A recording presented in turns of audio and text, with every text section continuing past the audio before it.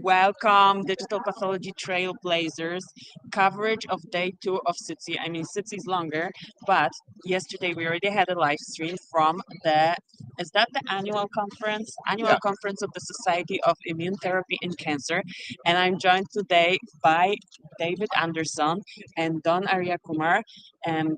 And we're sharing the microphone with Don today because David is hosting us. Yesterday we were at the Hamamatsu booth. Today we are at the Biocare Medical Booth number 717. So if you are here, just come and you can see the live stream even right now if you're here at SITC. But the topic of today is digital readiness for any type of immunofluorescent work. We're going to be discussing this in detail today. But before we do that, quick intro to my guests. For those who did not join us yesterday, David, you go first. I'm David Anderson. I oversee business development and partnerships for Biocare Medical here at SITC with our wonderful life sciences team representing our Encore Pro X, our spatial biology partnerships, and our new partnership with Hamamatsu. And Don? Definitely. So We're we got to sharing- share this. yeah, I'm part of Hamamatsu and I lead the strategy, and we are very excited about this partnership and continue our discussion from yesterday.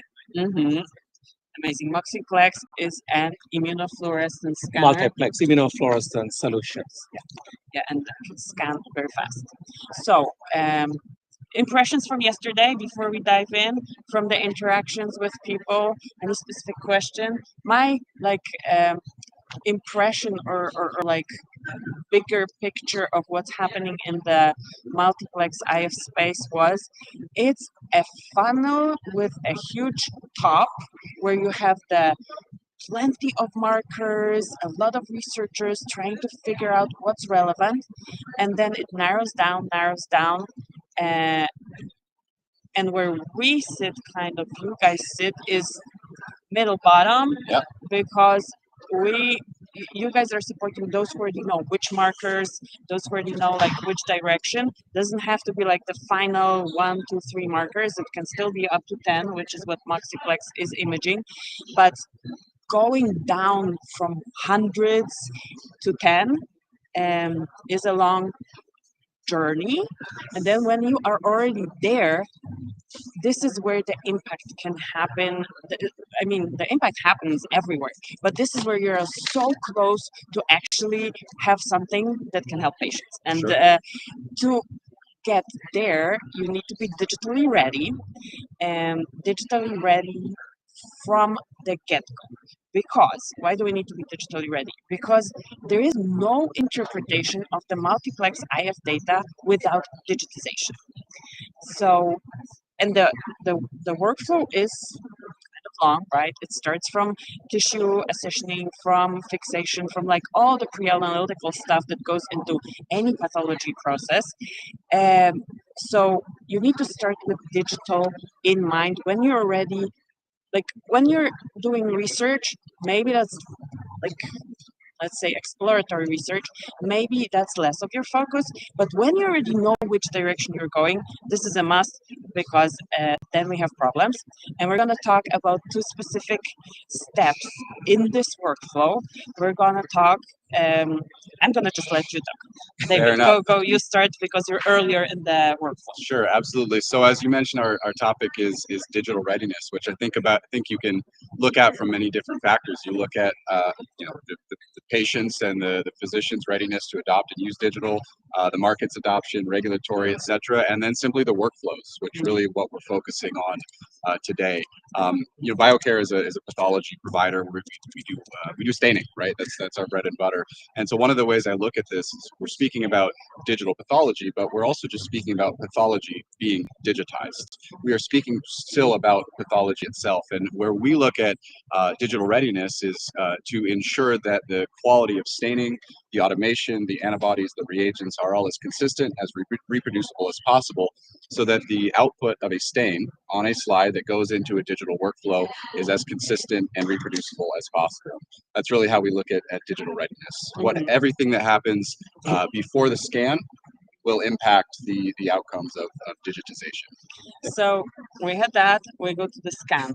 What difference does it make to get samples for scanning that were not produced with digital in mind versus the ones that were prepared with digital readiness in mind? No, I mean, this is this is an important thing because oh, hold on to this. Yeah. So I think it's very important for us because as we look at it, if it's not standardized in a Mhm. manner that it doesn't matter how we digitize it, you're going to have variations in it. Mhm. These variations create downstream impact to analyzing the tissues to actually getting useful insights out of it. Mhm. So ensuring that it's stained properly is absolutely critical for us. But to answer your previous question, what was the take on yesterday? It was really first day of SITC, first day of exhibition hall, so it's very busy. Had a lot of potential customers. I was curious about the podcast, so Absolutely. it was really one of the best things we have done in a long time. So I want to give a shout out to Hamamatsu and Biocare specifically in general to the vendors because I join you guys you're my trailblazers on the vendor side, and I always refer to vendors as the unsung heroes of digital pathology. And we mentioned that yesterday. The adoption of digitization in pathology lab is not that great. As much as we Sure. love it, as much as we want to like push it, it takes effort to push it. It takes effort to meet those people who are ready to receive what you guys have Yeah. to empower them. Yeah. And yesterday I was in the Hamamatsu booth the whole day looking at like who's coming, what questions they have, and the participants are here to like they have a lot of competing priorities. They have fantastic talks, and by Yep. the way, there is a talk at 12:30 with lunch today. So if you're looking for what it takes to flex I from clinical, specifically in lung cancer, in the Chesapeake room. And how to find the Chesapeake room was a challenge for me yesterday. There's a post on LinkedIn, so just do the hashtag SITC 2025 and find the post where I'm like looking for a room, and this is how to get to that room. So 12:30 talk and lunch. But yeah, so competing priorities for the participants. Coffee, of course, Indeed. but posters, talks, exploring like who would be the right partners. And you guys are in this booth, and people are walking by, and you don't want to like harass them, but you want to find the meaningful conversation. Sure. So it was an art and an honor to observe you guys. I was like trying to do my best, but obviously you already have people who are here who you had previous conversations Sure. with, Yep. and I'm like, oh, people coming to the booth. Let me give them a sticker. I hope they like the sticker. But you like know who is ready. You know how to recognize who is ready, and when you do that, you are able to support them. So big shout out to digital pathology trailblazers on the vendor side. And now back to the topic. Well, Thank you you. make a really good point about vendors versus attendees, researchers, clinicians. Mhm. Not to be cliche, but it's a big ecosystem, right? We're all Yes. working toward the same mission, ultimately to improve patient care, diagnostic outcomes, drive technology forward, and ultimately that's what Hamamatsu and Biocare are. We are technology providers. We provide tools in the workflow that allow researchers and clinicians to do their work, and I think that really speaks to what we're trying to accomplish with this digital readiness and digital pathology in general, right? We want to push the field forward. We want to improve efficiency, accuracy, and ultimately patient outcomes.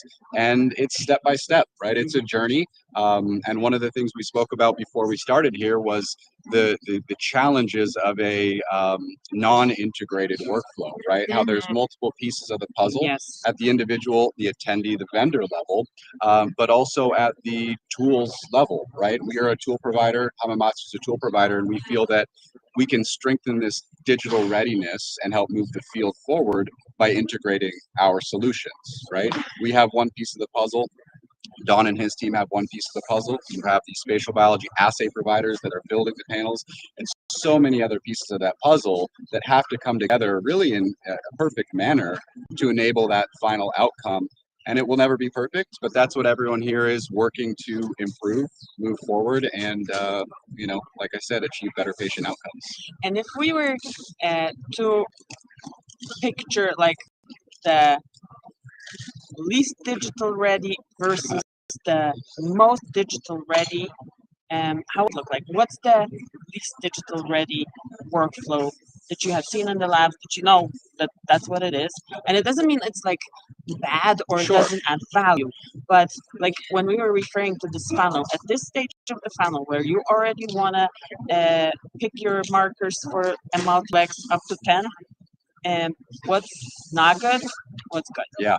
Well, I'll speak to anything pre-digital, Mhm. and Don Yeah, can take yeah, everything yeah. afterwards, right? I think in general, and as you said, it's not that it's bad, but anything that is leaning more toward manual, non-automated, non-integrated is going to create challenges. It's going to introduce additional variables that have to be controlled for at the scanning and analysis component, which now there are great tools for QC and deconvolution in the software space, but anything staining and before that is manual or disintegrated with from the steps before or after it is going to introduce those variables and lead to less digital readiness. And so I think it's critical that us as providers, as vendors, look to integrate within our own organizations.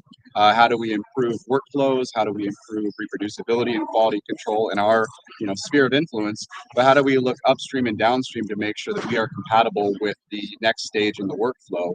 And for us, it's ultimately looking at the antibodies, the reagents, the staining processes, and the protocols that allow for digitization to really add value, right? I think the field will continue to move in that direction, similar to what chromogenic IHC or other workflows have brought, bringing in that operational rigor, ultimately regulatory rigor as we get to that, and standardization is going to be critical for digital empowerment.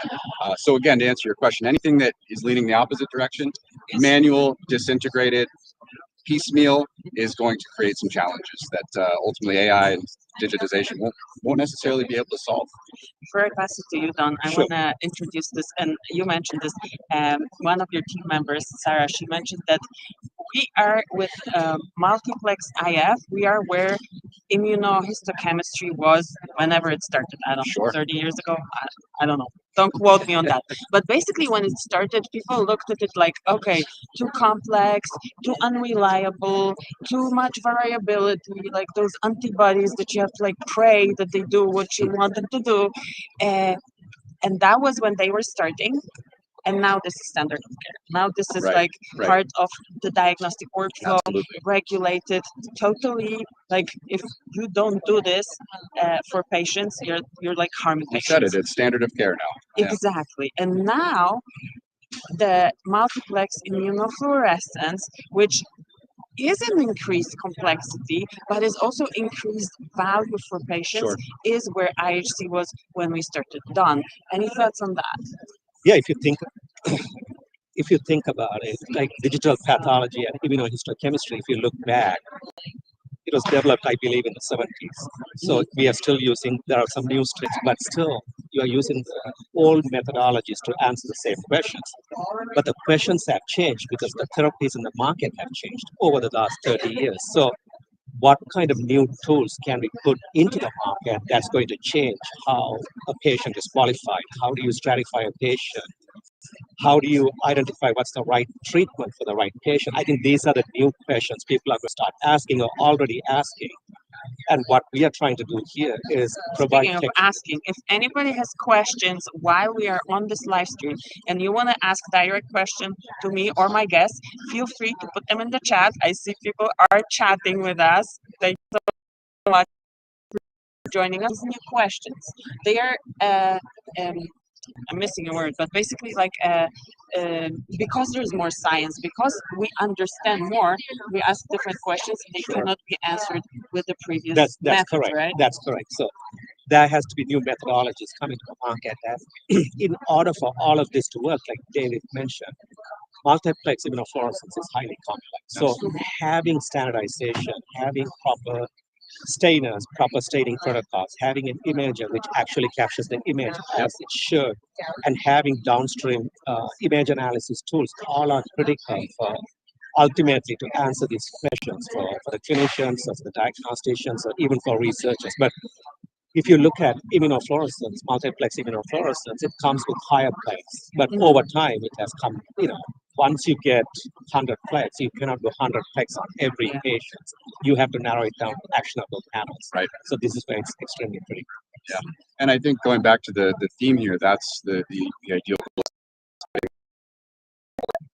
digitally ready, right? Finding that sweet spot, working towards standardized chromogenic IHC, recognizing that a 4-plex or an 8-plex can actually show us more information about tumor microenvironment, therapeutic response. And so we want that information, we want those data, but going too far beyond that introduces variables that we cannot standardize. So I think it's a dance, right, between more information and standardization to find that answer and be able to create a workflow that is ultimately locked down, can be regulated and used with a degree of confidence that it achieves that maybe gold standard of digital readiness, right? So we're going to talk about standard, but what I want to reintroduce this concept of a funnel, right? Sure. The ideal would be, okay, you narrow it down to one thing, but with the increase in knowledge, with the increase in understanding immune system, we are unfortunately fortunately and unfortunately, fortunately